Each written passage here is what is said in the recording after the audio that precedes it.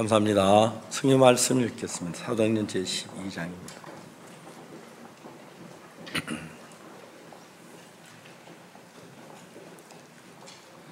사도행전 12장 1절 말씀부터 읽습니다.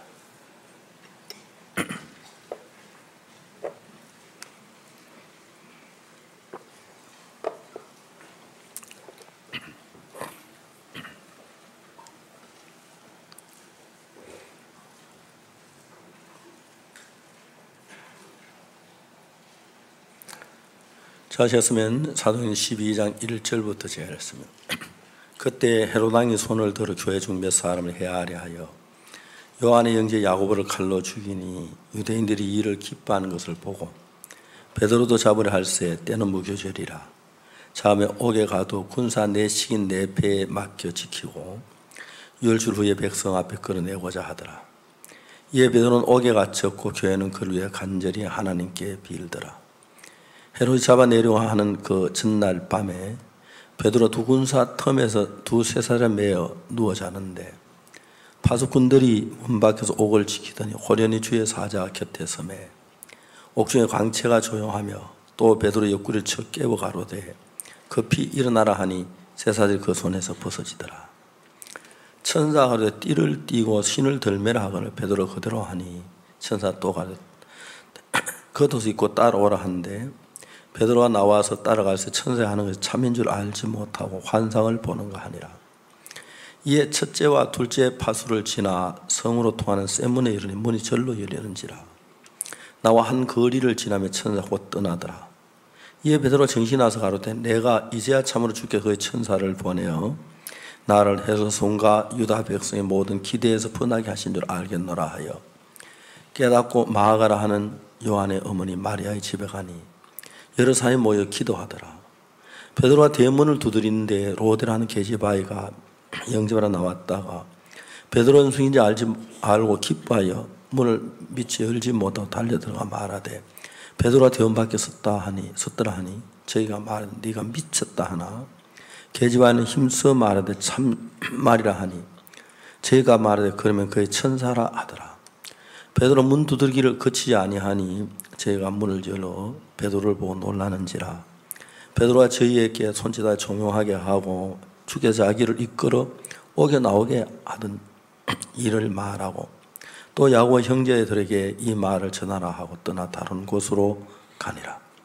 날 새벽 군사들은 베드로가 어떻게 되었는지 알지 못해 적지 않게 소동하니 헤롯이 그를 차도 보지 못하며 파수꾼들을 신문하고 죽이라 명하니라.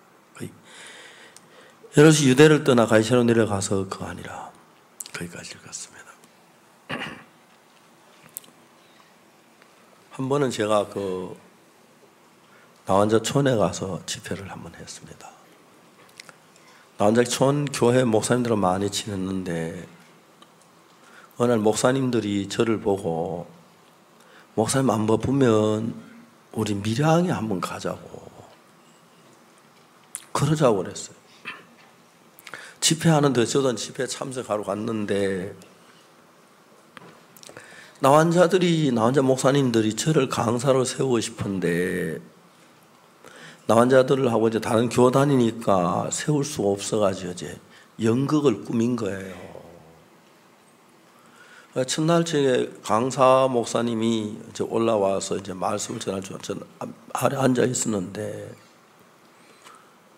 그래서 제가 강사가 넥타이도 안 매고 여름에 그냥 양복 위에 칼을 밖으로 내가지고 앉아 있는데 강사 목사님 강단에 올라가셔서 말씀을 전하는 게 딱 서서 말하기를 오늘 저에게 강사가 내 이름은 돼 있지만 예수님은 박옥수 목사님이 하는 게 더 좋을 것 같다고 그렇게 얘기해요. 느닷없이.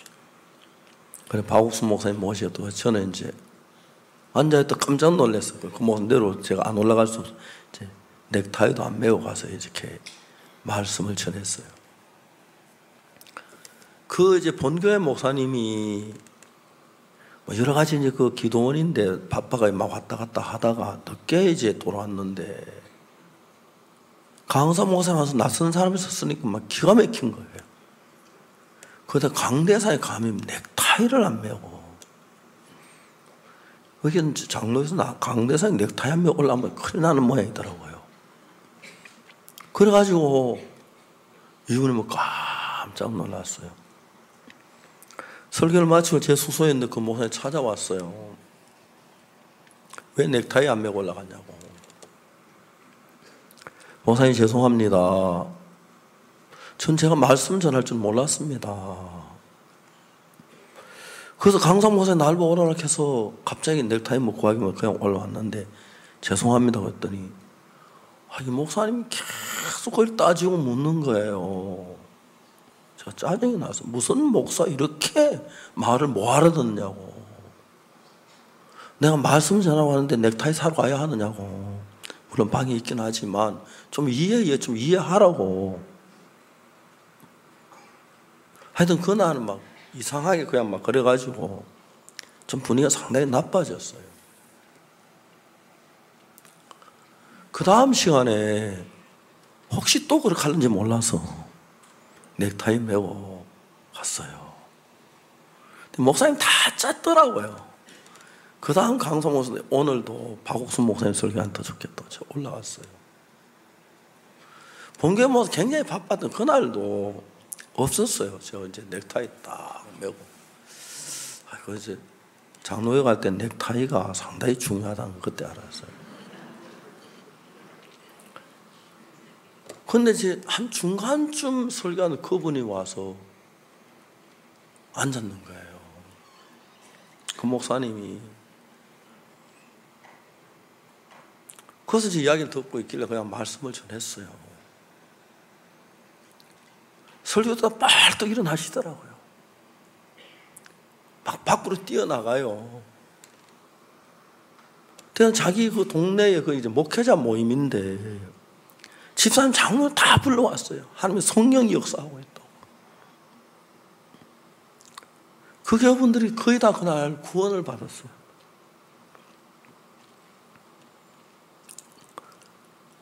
제가 이제 생각을 해보면은 사도행전을 읽으면 너무 재미가 있는 거예요.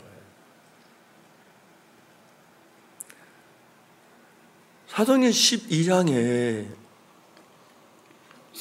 베드로 감옥에 갇혀 어떻게 풀려나오는 걸 보는 거예요. 그러니까 이제 우리가 볼 때 그냥 베드로인데 지금 문제는 뭐냐 하면은 예수님 33년 동안 계시다 승천하셨는데 하늘에 다른 예수가 안 내려왔잖아요. 예수님 하신 그 일들을 엘리야가 성천하고 난 뒤에 엘리야에게 나타난 그 역사를 그대로 엘리사를 통해 나타낸 것 똑같이 예수님이 올라가신 뒤에 예수님이 하신 그 일들을 우리를 통해서 하시려고 하는 계획을 세우고 우리에게 예수님의 이름도 주시고 예수님의 능력도 주시고 예수님의 마음도 주시고 예수님의 은혜를 베푸는 자세히 볼 수가 있는 거예요. 새벽에 일어나서 사도행전 읽다가 내 마음이 너무 감사한 게 사도행전 12장에서 감옥에 있는 베드로가 풀려나는데 그럼 이들이 어떻게 했냐면 13장에서 보면 안디옥 사도들과 교사들이 있는데 주를 섬겨 금식할 때에 성령의 가사대 바울과 바나바를 따로 세우라고 그랬어요. 그래서 이들이 이제 성령의 보내심을 받아 선교지로 나가는 거예요. 그러니까 이제 12장에서 갇혀있던 우리를 풀어서 13장에서 이제 전에는 쇠사슬에 매여 있고 간수에게 잡혀 있고 감옥에 갇혀 있는데 이제는 우리를 거기서 자유롭게 해서 이제 성령이 우리를 끌고 쇠사슬 그 성령이 끌고 복음을 전하내보는 그 모양이 너무너무 아름다운 거예요.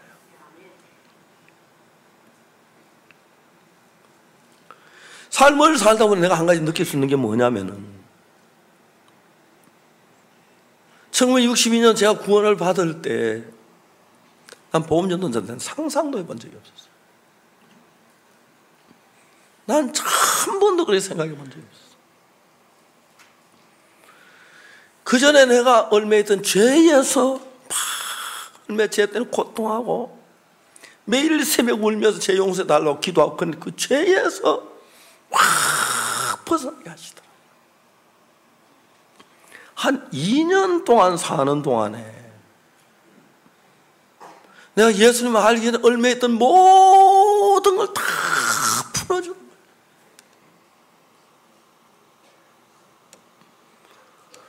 옛날에 제가 심장이 안 좋았을 때 제일 두려웠던 게 비행기 타는 거였어요. 그게 대전에 살 때인데 LA에서 집회를 마치고 김포공항, 인천공항까지 와서 인천서 대전 가는 게 막 그렇게 피곤하고 싫은 거예요.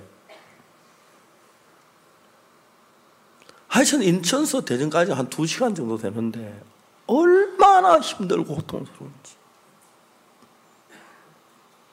주일 예배를 마치고 저녁 예배를 대전에서 대구에서 집회를 했어요.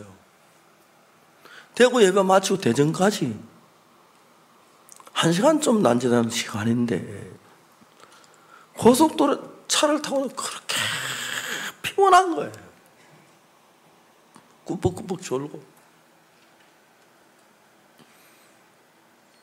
1999년 제가 심장이 좋아진 뒤에 기적으로 제 심장을 고쳐주신 이후에 그때는 제가 2달 더 살겠나 싶었는데 청진기를 구해가지고 가슴에 대면 맥이 딱 서는데 한참 동안 맥이 서여 있어요. 안 뛰고. 기분이 아주 묘해요. 이라 더 안 뛰면 죽는 건데 그때는 어떻게 해야 되지? 더 안 뛰면. 다행히 한 정확히 그 계산할 수는 한 10초 됐는지 5초 됐는지 모르는데 재볼 때 막 몇 년쯤 긴 것처럼 느껴지더라.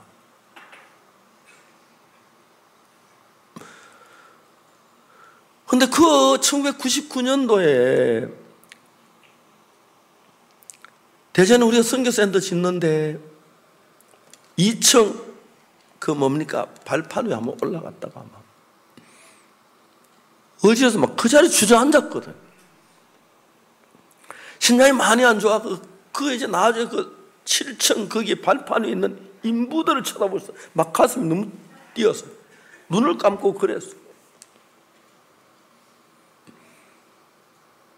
제가 뉴욕에서 집회를 마치고 페루로 가는데 그때 가나다는 선교사님 몸에 좋다는 걸 가져왔어요. 뭐 시럽 같은 건데 정말 그런 거 진짜 싫은데 좋다고 사역자 먹었는데 한 번에 박 목사님 잡수로 막 조금 먹었는데 설사가 나가지고 집회에 애를 먹었어요. 집회 중간에 말씀을 전하면서 계산에 바지를 버릴 것인지 설교를 중단할 것인지 그때 진짜 막 그래 막 제대로 못하고 보통 1시간만 1시간 하고 막 마쳤는데 화장실에 뛰어가면 화장실 누가 있으면 어떡하지 막 그 생각하는데 마침 비어 있었어요. 그리고 이제 그때 우리 사람도 몸이 안 좋아가지고 저녁에 둘이 의논했어요. 다음 집회가 페루인데 한국으로 돌아가지 하지 않겠나. 우리 사람 의논해가지고 죽어도 페루 가서 죽자 하면서 비행기를 탔어요. 비행기 3자리가 있는데 옆에 어떤 젊은 부인이 있었어요. 제가 이야기를 했어요. 집이 어디냐고. 리마라고. 아, 그러냐고. 반갑다고. 저 리마 간다고. 당신한테 부탁이 하나 있는데 해도 되겠느냐고. 하라고. 제 아내가 여기 탔는데 몸이 굉장히 안 좋다. 당신이 딴 자를 가주면 나도 딴 자라면 새 자리에 제 아내를 누워서 갈 수 있도록 해줄 수 있을 것 같다.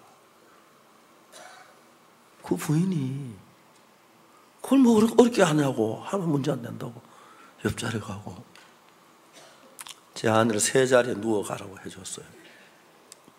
여튼 제 아내 저보다 몸이 더 안 좋아가지고 페루에 제가 집회를 마치고 한국에 돌아올 때 형제들이 공항에 왔더라고요. 공항에 왔다 내 비행기 타는 거 보고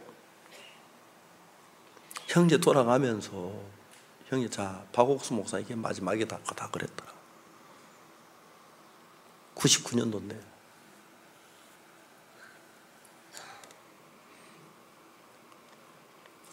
하여튼 제가 아들이 미국에 공부를 하고 있었는데 몇 번 생각했어요. 뭐 대학은 나중에 다녀도 되고 한국에 불러간 믿음 이걸 좀 믿음을 좀 교육을 시키고 싶었어요. 그러다가 이제 막 99년 여름이었는데 서울밭에서 잠을 자면서 생각을 했어요. 오늘 자리에 텐트에 누워 자면서 보니까 본부에서 주일학교까지 한 400m, 500m쯤 되는데 서울 4번을 다녀온 거예요. 왕복이면 그 1km 가까이 되는데 믿어지지가 않는 거예요. 근데 그 길 4번 갔다만 거의 4km 가까이 걸었다니 믿어지질 않는 거예요. 암만 손가락 계산해봐도 4번 다녀왔어요. 잠이 들었어요. 그랬던 아침에 만약 내가 오늘 4번, 어제 4번 다녀왔다면 내가 다 나은 거다. 다 나았다고 믿었어요. 그날 다 나았다고 생각하고 논길에 조깅을 시작했어요. 수양 마치고 대전에 와서 저희 대전 서대전 여자고등학교 가까이 있는데 그 운동장이 참 한 바퀴도 300m인데 뛰기를 했어요. 300m 2바퀴 도니까 옆구리 아파 못 돌겠더라고요. 계속해서 뛰었어요. 가벼운 운동화를 사가지고 아프리카 새벽마다 일어나 뛰고 1km, 2km, 3km, 4km, 5km까지 뛰었어요. 막 땀이 나면 그게 너무 기분이 좋은 거예요. 이상한 현상이 일어난 게 비행기 타는데 왜 피곤하다 이해가 안 가는 거야 지금은. 비행기 타면서 뭐 장작을 패나 땅을 파나 그냥 텔레비 보면 텔레비 보고 뭐 영화 보면 영화 보고 책 읽고 책 읽고 콜라 마시고 자고 싶으면 자고. 제가 제일 자유로운 데가 비행기가 아니거든요. 아무도 안 사는 사람들 특히 전화 거는 사람 없으니까요. 어떨 때는 새벽 3시, 2시에 전화가 와요. 근데 끊어질 못하겠네. 급한 전화 있을 것 같아서. 근데 비행기를 타는 게 파라과이에서 한국에 오는 게 파라과이 상파울루까지 4시간, 상파울루 LA까지 3시간, LA 서울까지 13시간, 딱 30시간인데 하나도 피곤하지 않는 거예요. 비행기 타면 왜 피곤해요? 이런 이야기를 하려면 한이 없지만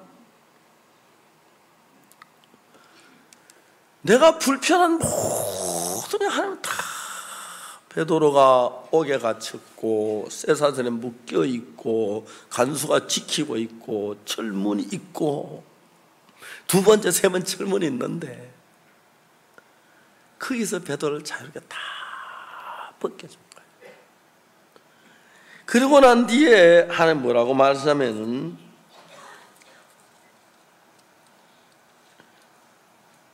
이렇게 말하죠. 그 정말 이에 첫째와 둘째 파수를 지나 성으로 통한 새 문에 이르니 문이 절로 열리는지라 나와 한 거리에 지나 천사 곧 떠나니라. 자, 이제 여기서 완전히 그를 묶고 있는 모든 걸 풀어주시는 거예요.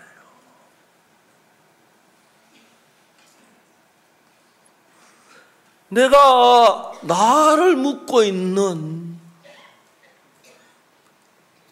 그때 제가 구원받은 1962년 그때 어려운 문제, 내가 사고 친 거 뭐 정리할 거 너무 많았는데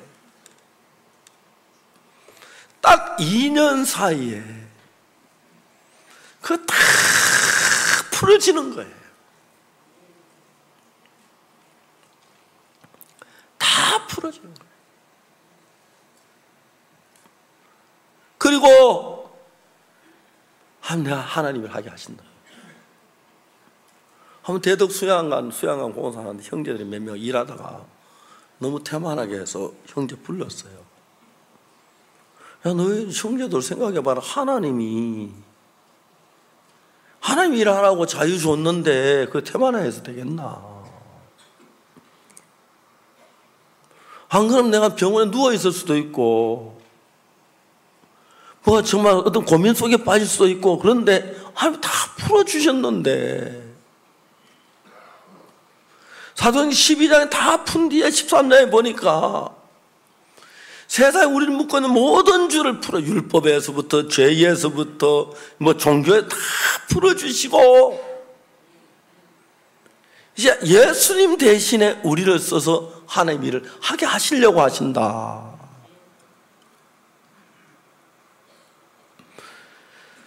그때 나는 왜 내가 그 문제가 해결된지 잘 모르지만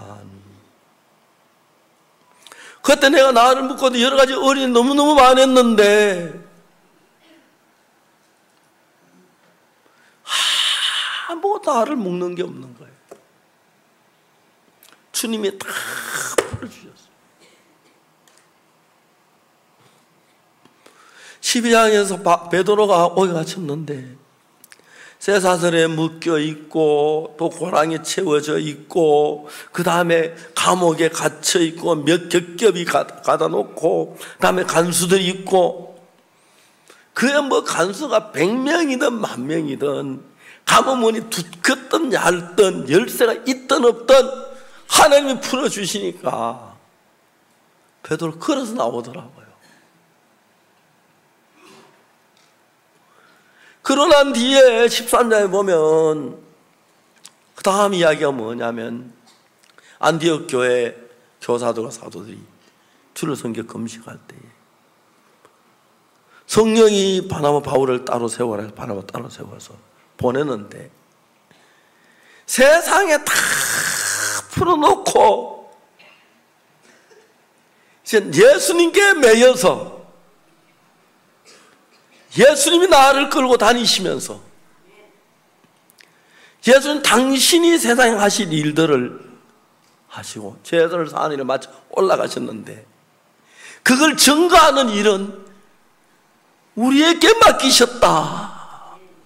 나에게 주셨다. 형제 설명했어요.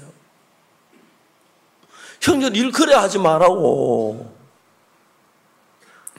형제들이 병들을 수도 있고 이런저런 문제에 갇혀 있을 수도 있고 어려운데 하나님 일하도록 하나님 다 풀어줬는데 하나님 일을 소홀히 하면 하나님이 정말 기뻐하시겠냐?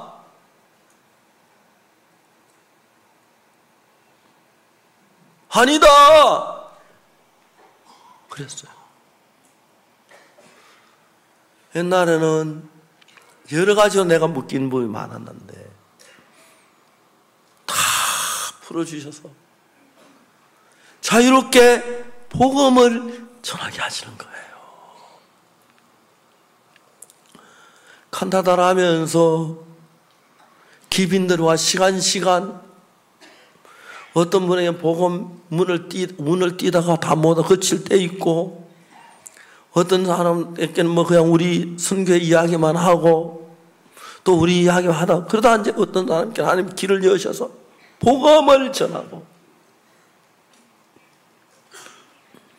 칸타타 왜 하는데? 그라시아스 합창단 왜 하는데? 복음 전하라고 하지. 밥을 왜 먹는데? 복음 전하라고. 한 번은 아들 데리고 목욕탕에 갔어요. 응구가. 예. 아이들은 뜨거운 물에 안 들어가려고 해요. 아빠, 아빠 가지고 참아야 돼. 끄집어 냈어요. 등을 밀었어요. 영구가, 예. 아빠는 지금 하나님 일을 하는 거야. 왜 그런데요? 네가 하나님의 종이 될 거기 때문에 네 등을 미는 것도 하나님의 일이야. 아빠는 밥 먹는 것도 하나님의 일을 하는 거야. 왜? 밥 먹고 놀러 가는 게 아니고 복음 전하러 가기 때문에. 아빠는 차를 타도 하나님 일을 하는 거야. 왜? 차 타고 복음 전하러 가기 때문에. 비행기를 타도 하나님 일을 하는 거야. 이번에 이제 비행 스케줄이 어떠냐면은 25일 날 저녁 비행기로 달라스에 가 집회를 마쳐요. 마치 달라스에서 어디로 가냐면 우간다를 가야 하는데, 달라스는 한국까지 거의 반쯤 되는데 한국 와서 들어가니까 무지무지하게 여정이 긴 거예요.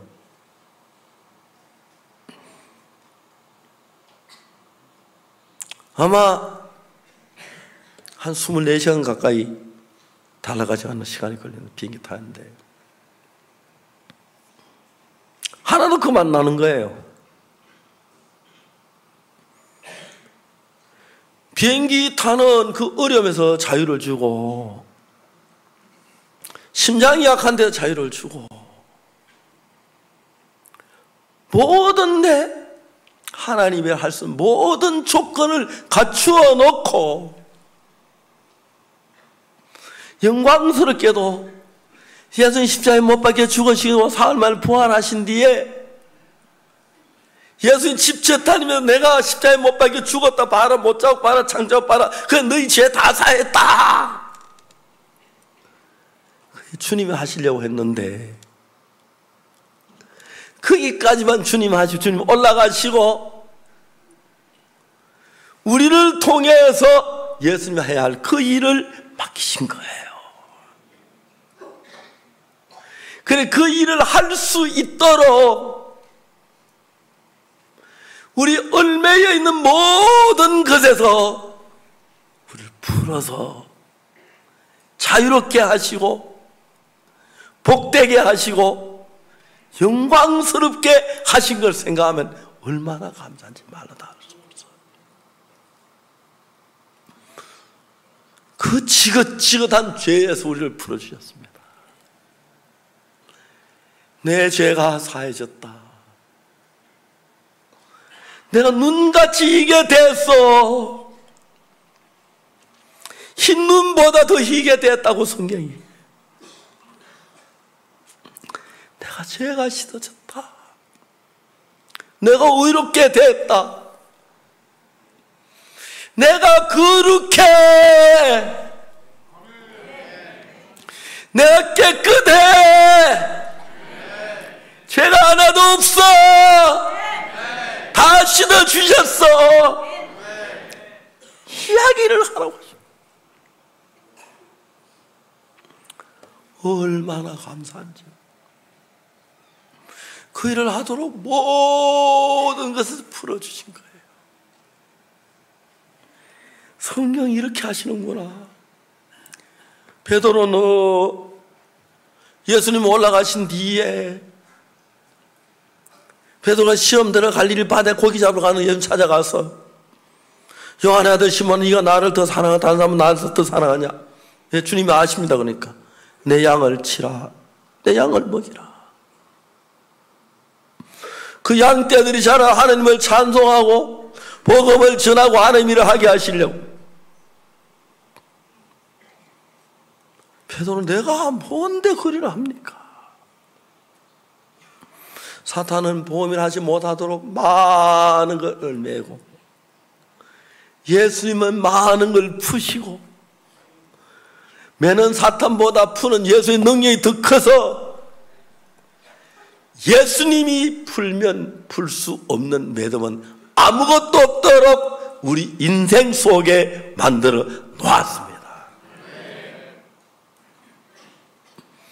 저는 내 죄산 받기 전에 그 어두운 세상에서 영원히 벗어날 수 없을 것 같았습니다.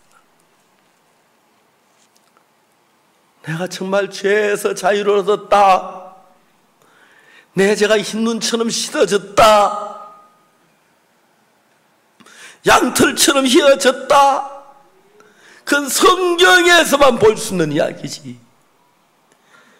나는 절대로 그런 소리 못할 줄 알았습니다. 난 절대로 눈처럼 씻어지지 않을 줄 알았습니다. 난 영원히 죄인으로 남을 줄 알았습니다. 난 영원히 더러운 사람으로 남을 줄 알았습니다. 어느 날 주님이 나를 죄에서 해방시켜 주시고 율법에서 벗게 해주시고, 그 이야기가 꼭꼭 묶여있는 베드로의 두 손발 쇠고랑에 채져 있고, 간수가 옆에 있고, 감옥이 몇 개 문으로 돼 있고, 요셉 할 수가 없어. 부동할 만한 자리가 없도록 딱 잡아놨는데 천사가 내려와서 베드로 옆구리를 막 치는 거예요. 우리 선교 박영주 목사는 잠꾸러기라고 별명이었어요. 저와 같이 차를 운전하는데 제가 한번 할 때 있고 박영주 목사는 많이 하는 편인데, 한번 내가 다 보면 박영주 뭐 졸아요. 운전하면서 내가 할게. 박영주 목사가 목사인데 제 조카는 늘 둘이 때 제가 반말해요. 영주야, 내가 할게. 내가 딱 운전대에 지고 딱 나면 5초 안에 코골아요. 하여튼 특별한 은사를 가진 사람. 그리고 30분만 하면 그 다음에 맞아 뭐 몇백 킬로는 쫙 해내요. 그거 너무너무 신기해요. 그게요. 하여튼 우리가 먼 길 갈 때 보면 그래서 잠꾸러기라고 그래요. 분당교회 가니까 장로님들이 뭐라 하냐면 나를 보고 얘기해요. 목사님 왜 이런 목사를 보냈습니까? 하더라고요. 왜요? 하니까 너무 잠꾸러기입니다. 그럼 뭐 일도 잘 안 하고 교회에서 늘 없고 어디 가고 없고, 그런데 성령이 일하는 거 보니까 너무 놀랍다는 거예요. 분당교회 성도들이 느끼는 게 뭐냐면 박영주 목사 일하는 걸 볼 데가 없대. 틈만 있으면 나가 있고 아예 집은 비워놓고 산다고. 선교 일이 맡은 일이 많으니까 또 집회 나오고 그러니까. 근데 목사님 너무너무 신기한 것은 박영주 목사가 와서 교회가 놀랍게 변하는 거 보면 너무 신기해. 너무 신기해. 한번 저한테 와서 목사님 분당에다 뭐 건물 하나 짓고 싶다는 거예요. 왜? 그러니까 대학생 한 50명 데려다 놓고 반미 가면서 훈련시키고 싶다는 거예요. 아무나 떠들면 안 된다. 내가 가서 보고 얘기해 줄게. 그래. 갔더니 건물이 이거 팔면 얼마쯤 받았어요? 한 200억쯤 받을 수 있대. 팔아라 그랬어요. 바로 수지에 좋은 땅이 있어서 한 50억쯤 주면 살 수 있는 자연 녹지가 있더라고요. 한 3,000평. 그거 사가지고 그 예배당 새로 지으면 너무 잘 지을 수 있겠다 그랬는데 요즘 교회가 안 좋아가 예배당 살라는 사람들이 시세가 없어져가지고 한 2년 지나가니 그 땅가서 배 이상 올라가지고 그게 안 되게 됐어요. 지금도 뭐 안 팔리고 있는데 지금 팔려도 가기 어려웠어요. 그런데 이 베드로가 사방에 묶인 걸 다 푸는데 쇠고랑 하나 뒷발에 걸려 있습니까? 아니죠. 문 다 열렸는데 마지막 철문은 아직 안 열렸어요. 그런 거 없죠. 깨끗하게 다 쇠고랑이고 뭐 간수가 다 풀어져 버려요. 베드로는 지금도 꿈꾸는 꿈에 있는지 잘 모르기에 생각 못하고 한참 있다 천사가 떠나고 나니까 여기 어디야? 천사가 하나님 보고 나를 풀어놨구나. 그리고 그 다음부터 이제 예수님께서 이 땅에서 계시다 올라가시 성천하신 뒤에 예수님이 살아 일한 일들을 그의 종된 우리에게 맡기셨다. 그래서 우리로 하여금 복음을 전하도록 하기 위하여 모든 묶인 걸 다 풀어주셨다. 1999년 제 심장이 좋아졌을 때 그때 제가 진짜 페루 리마 실내체관 집회하고 공항에서 비행기를 타고 왔는데 페루 형제하면은 전부 다 박옥수 목사 이게 마지막이고 그게 99년도입니다. 그런데 좀 있으면 2019년도지 그죠? 그러니까 얼마입니까? 10년 그죠? 20년 예 20년. 저를 묶고 있는 모든 데서 풀어줬습니다. 모든 데서. 그래서 저는 말할 수 많은 것에 얽매여 있었고 절망 속에 있었고 실망 속에 뭐 되는 게 하나도 없었는데 여기 사도행전 13장에 보면은 제가 너무 좋은 말씀이 있는데 4절에 두 사람이 성령의 보내심을 받아 실루기아에 내려가서 거기서 배 타고 구브로에 가서 저는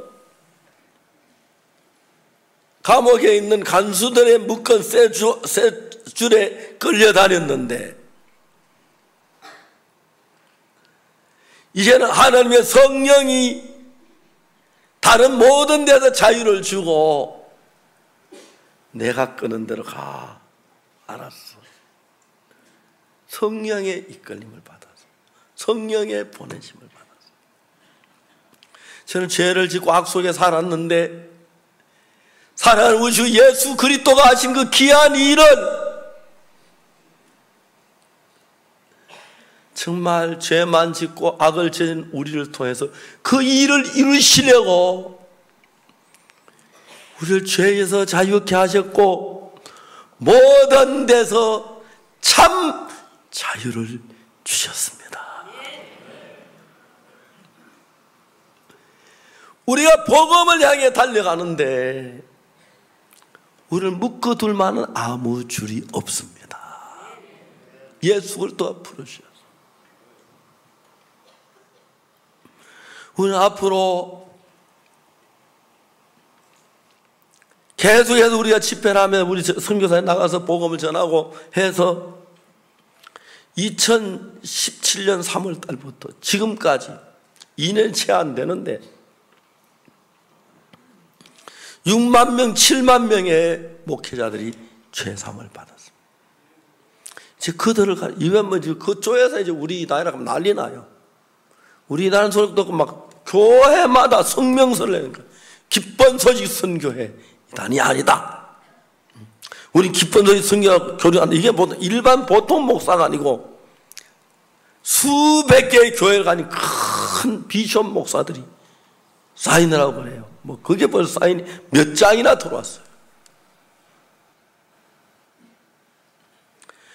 이제 우리가 이 다른 어떤 뭐 우리는 장로교, 감리교, 이거 교단으로 말고 예수님의 이름으로 한번 모입시다. 장로교도 아니고 침례교도 아니고 기쁜 소위 선교도 아니고 다 넣고 부활하신 예수님의 이름으로 교단을 위해서 일하지 말고 예수님의 복음을 위해서 우리가 하나 됩시다. 많은 목사님들이 동의를 해요. 2019년 2월 달부터는 6만 명 되는 분들을, 목사님들을 교육하는 이 제도를 시작했습니다. 제주도에는 비자 없이 올 수 있는 나라이기 때문에 한국 비자 받기 어려워서 한국에 못 온 나라들이 많아서 제주도에 누구든지 올 수 있는 지역이라서 우리가 센터를 지으려고 해요. 그래 한 번에 1000명씩 교육받을 수 있는 그 센터를 지어서 최고 목회자 과정이라고 해서 목사님들을 한 달 동안 교육하는, 거기에 속죄함, 죄에 대해서 그리고 율법에 대해서 뭐 믿음에 대해서 쭉 교육을 하려고 계획을 세웠어요. 땅을 3,400평 알아봤어요. 지금 이제 살려고 준비하고 있어요. 그래서 우리가 내년 2월 달부터는 서울에서 하고 교육을 하고 매달 한 달씩 와서 교육받고 한 달, 그런 시스템을 만들려고 해요. 그리고 그들이 어떻게 믿음으로 사는지, 어떻게 죄와 관계, 재산받고 또 죄를 지어서 어떻게 하는지, 예수의 피가 어떻게 사해지는지 자세히 성경을 통해 많은 목사님들이, 저는 한 목사님이 교육받으면서 비숍인데 저를 자기 부인도 사모님도 목회 같이 하는데 와서 이 교육 좀 받게 해달라고 부탁하시더라고요. 아들도 그렇게 하더라고요. 그 목사님 너무 귀하게 보이는 거예요. 굉장히 높은 목사님이신데 아직 잠자리가 안 좋아서 그냥 방바닥에 잠을 자는 건데 잠자리가 어떠냐고 물어봤어요. 내가 마음 낮추니까 아무것도 문제 안 되더라고요. 처음엔 좀 그랬는데 너무 고맙고 평안하다고 하더라고요. 식사는 어떠니까 한국 음식 너무 맛있다고. 많은 목사님이 와서 교육을 받으면서 너무 놀라워하는 거예요. 왜? 예수님은 나만 말고 전 세계에 있는 그리스도인들이 복음을 위해 살 수 있도록 모든 조건을 갖추어 놨습니다. 우리를 얼매는 죄에서, 율법에서, 여러 가지 가정 형편에서, 어려움에서, 경제적인 문제로, 건강적인 문제로 모든 데서 주님은 주의 일을 할 수 있도록 우리를 풀어놓고 자유케 하셨습니다. 사도행 13장에 그들이 복음을 전하기 위하여, 복음을 전하기 위하여 구버러로 갑니다. 총독을 만나 복음을 전합니다. 총독이 만났는데 엘루 말하는 박수가 방해를 합니다. 감히 누가 하나님의 명을 따라서 하나님의 복음을 전하는 그 사명을 하고 일하는데 방해할 자가 있으랴. 바울이 말합니다. 소경이 되요. 그 자리에서 눈이 어두워져 버려. 그러면서 총독이 구원을 받는 거예요. 우달 속에 일어나는 크고 작은 일들이 있지만 주님의 뜻이고 정확하게 이야기할 수 있는 것은, 만일에 주님보다 사탄이 더 힘이 세면 사탄 편에서 이게 더 안전할는지 모르겠지만 주님이 사탄보다 강하니까 성경에 보니까 주님의 마귀를 이기시더라고요. 나가더라고요.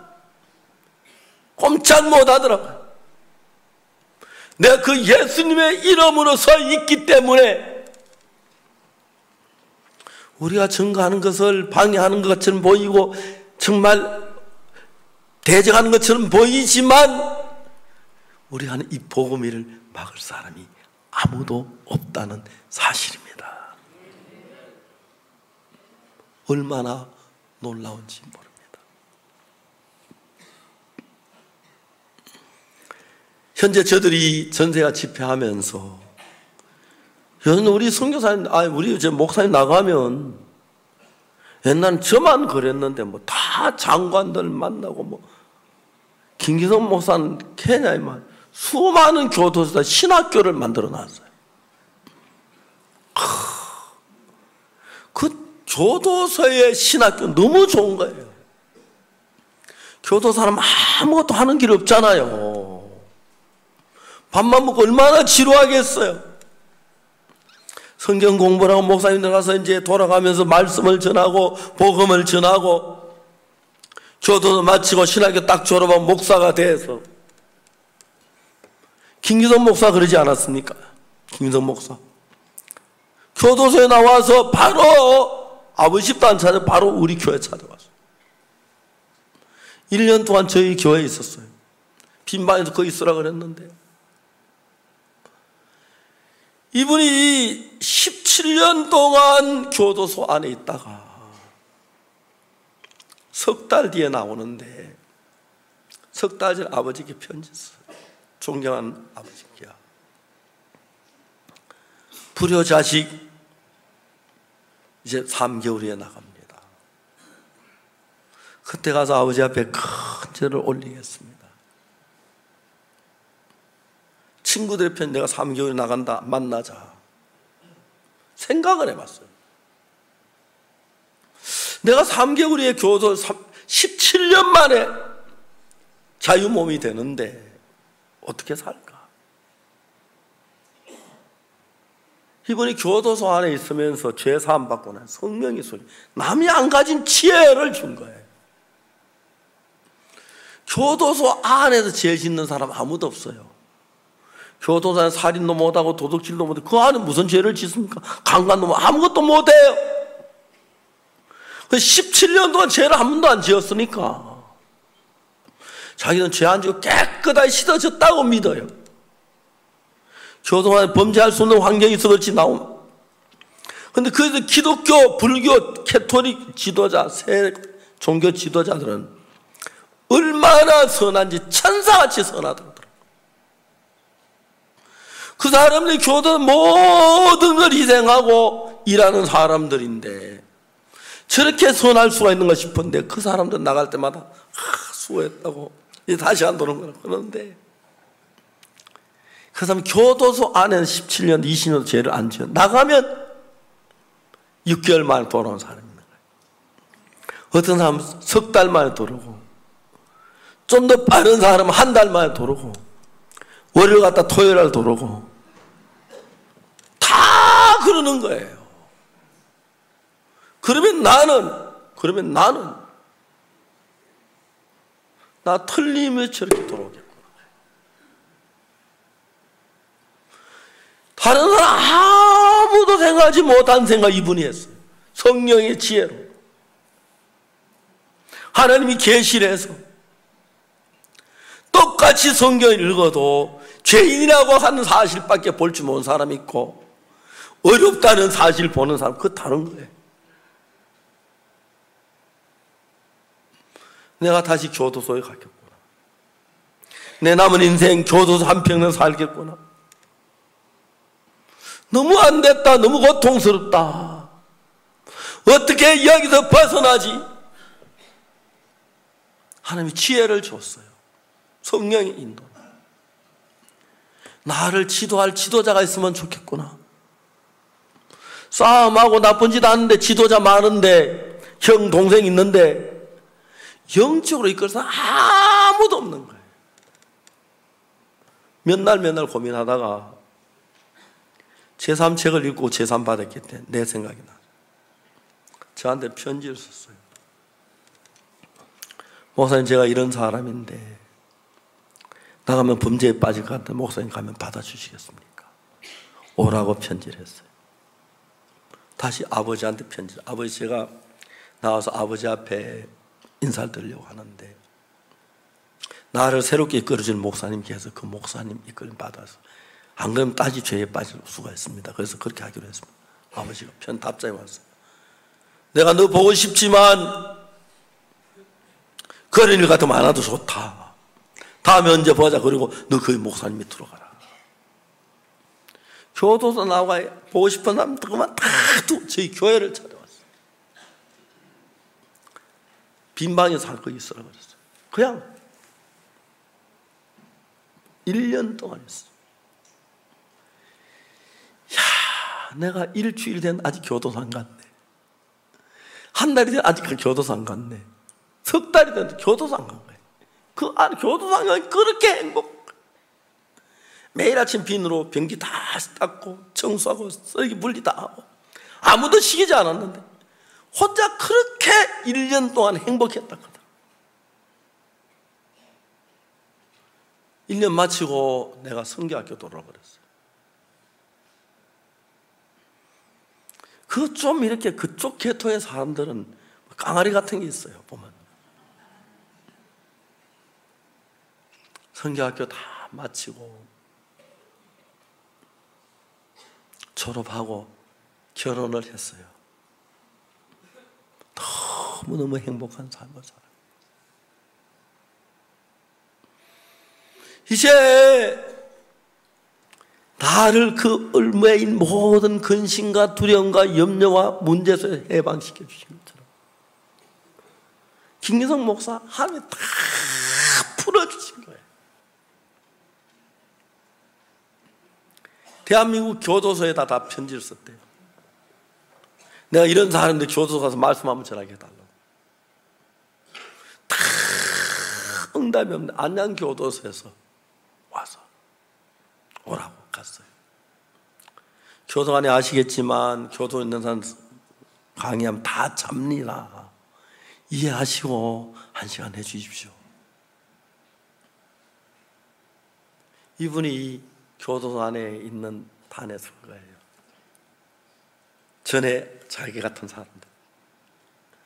여러분들 교도소에서 나갈 때 다시 안 돌아오라고 생각지 마십시오. 그러면 다 다시 돌아오게 됩니다. 다른 사람은 좀 열심히 해라, 충성해라, 하지 마라 그렇게 하는데 엉뚱한 소리 하는 거예요. 사람이 깜짝 놀랐어요. 자기 있던 마음 그대로 돼가는 관이 그대로 깜짝 놀라는 거예요. 그날 5시간 해도 잠 안 자고 또 다도 교도에 난리가 일어났어요. 그 소문 듣고 교도소마다 오라 그래요. 바쁘게 다니다가 이제 막 해외에서 교도소를 주관하는 법무부 교정청인데 교정청장 그런 사람들 만나가지고 강의를 하면 깜짝 놀라는 거예요. 수십 개 교도 방문하면서 교도소 신학교를 세워놓고 그 지역에 있는 우리 선교회 목사님 보내가지고 신학교 강의하라고 그 형제들과 강의하고 그래가 신학교 잘 되고 있어요. 강남교회 신학교보다 훨씬 학생 수가 많아요. 뭐 100명, 200명을 교육하는데 너무 은혜로운 거예요. 하나님이 그렇게 쓰시려고 모든 다 풀어줬어요. 하나님이 죄에서 우리를 풀어주시고 빚더미에서 풀어주시고 병에서 풀어주시고 자기에게도 풀어주시는데 믿음이 없는 사람들은 하나님의 은혜 가운데 있지만 자기에게는 자유롭지 못해. 자기에게 끌려다니는 사람이 많아요. 자기 욕망대로 자기 행생대로. 왜? 믿음이 없어서. 하나님은 모든 데서 우리를 자유케 했습니다. 그래서 그냥 자유로우면 문제가 되는데 율법에서 죄에서 모든 형편은 자유로 풀어주신 뒤에 성령이 우리를 잡고 성령의 보내심을 따라, 성령의 인도하심을 따라, 성령의 이끌리심을 따라 우리가 한 번도 가져보지 못했던 새로운 세계로 발걸음 옮길 수 있도록 하는 우리 모두를 사랑하시고 역사하시는 것입니다. 예수님은 구름을 타고 올라가셨습니다. 예수님이 해야 할 그 일들을 이제 우리를 통해 하시려고, 우리 죄와 싸우게 한 죄에서 해방시켜 주시고 형편이나 문제나 병과 그 다 벗겨 주시고 예수님의 성령의 이끌림을 따라 작은 예수와 같이 주님을 섬기며 살도록 모든 조건을 우리 모두에게 하나님은 허락하셨습니다. 여러분, 우리는 몸은 옛날 그 몸이고 김씨는 김씨고 박씨는 박씨고 우리 몸은 그렇지만 누구든지 그리스도 안에 있으면 새로운 피조물이라. 이전 것은 지나갔으니 보라 새 것이 되었더라. 저는 사탄이, 죄가, 우리의 욕망이, 우리의 정욕이 우리를 끌어갔습니다. 이제는 우리를 끌고 하던 그 정욕이나 욕, 거기서 다 자유케 했고 거룩하신 하나님의 성령이 우리 마음을 지배하시면서 평안 가운데, 사랑 가운데, 은혜 가운데 우리를 이끄시기 때문에 우리가 전하는 복음을 전할 때마다 하나님의 성령이 일하는 걸 보고, 대적하는 모든 자 하나님 대신 싸워주시는 걸 보고, 우리가 담대히 이 복음을 온천하를 덮도록 이끌어 가시는 하나님이 얼마나 감사한지 모릅니다. 사랑하는 여러분, 속지 마십시오. 우리는 그리스도 안에 새로운 사람입니다. 우리는 옛날 우리가 아닙니다. 몸은 똑같은 우리고 지문도 지금 옛날 지문하고 똑같고 신체 다 같은데 제사함 받은 이후에 마음은 우리 마음 아닙니다. 예수 그리스도의 마음을 주셨습니다. 그래서 성령이 우리 안에 오셔서 그분을 섬기고 주님을 사랑하고 주님을 따르는 자에게 예수님이 하셔야 할 일을 우리를 통해서 이끌어 나가는 걸 볼 때 얼마나 감사한지 말로 다 할 수가 없어요. 저는 저 같은 사람이 복음을 이제 구원받는 사람이 일어나는 걸 너무 놀랐습니다. 선지자 생도의 아내가 기름병에 기름을 가지고 항아리에 붓는데 그 여자 너무너무 육신적인 여자였고 남편 하나님 잘 믿는데 세상적인 여자였는데 길이 없어서 하나님께 나가고 기름병을 붓는데 하나님, 저 육신 이론데요, 저 같은 인간이 기름을 부어도 기름이 흘러 넘치네요. 깜짝 박옥수 목사, 나 같은 인간이 뭔데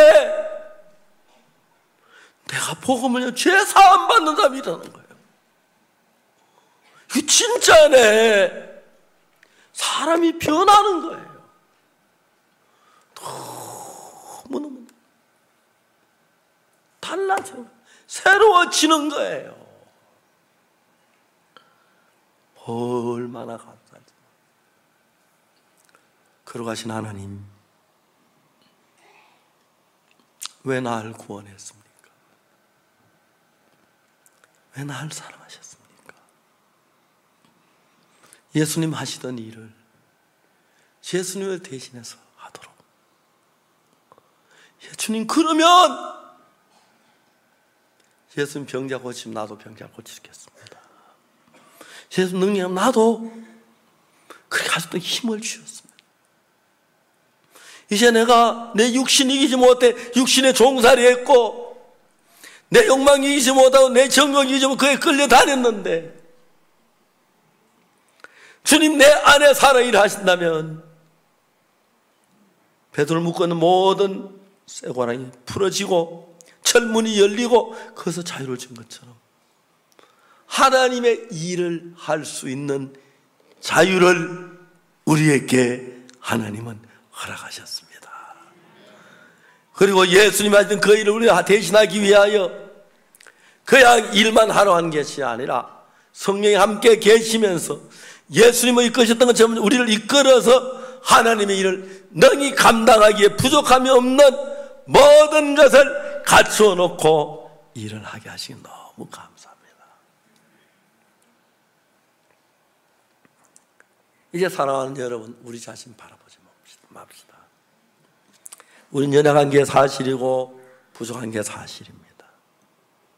그러나 이제는 주님이 함께 계셔서 우린 부족해, 내 안에는 주님은 부족하지 않고 우리는 연약한데 우리 안 주님은 연약하지 않기 때문에 그 주님으로 말미암아 우리도 예수님이 가신 그 길을 걸을 수 있고 그 뜻을 이루고 그 열매를 얻게 될 줄 믿습니다.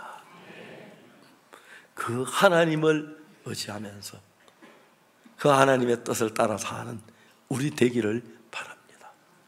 기도하겠습니다. 다 같이 잠시 동안 눈을 감고 고개 숙이시고 정말 하나님의 약속을 따라 믿음으로 하나님 섬길 내 마음의 잣을 더듬으면서 기도하는 시간 개인적으로 잠시 갖겠습니다.